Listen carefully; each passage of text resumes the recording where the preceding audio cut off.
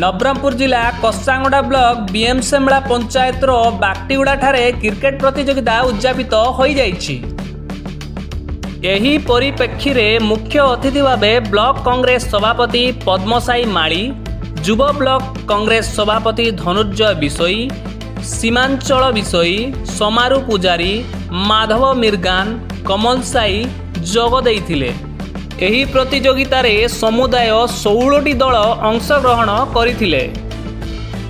Final match रसियागुड़ा और मोकिया मध्यरे होइथिला। एही match रे रसियागुड़ा विजेता होइथिला। विजेता दल को नगद 20,000 टंका विजय स्मारकी प्रदान करा जाइथिला एवं मोकिया पराजित दल को नगद 15,000 टंका प्रदान करा जाइथिला। नवरंगपुर जिला कसांगोड़ा ब्लॉक रु पब्लिक डिमांड न्यूज 24/7।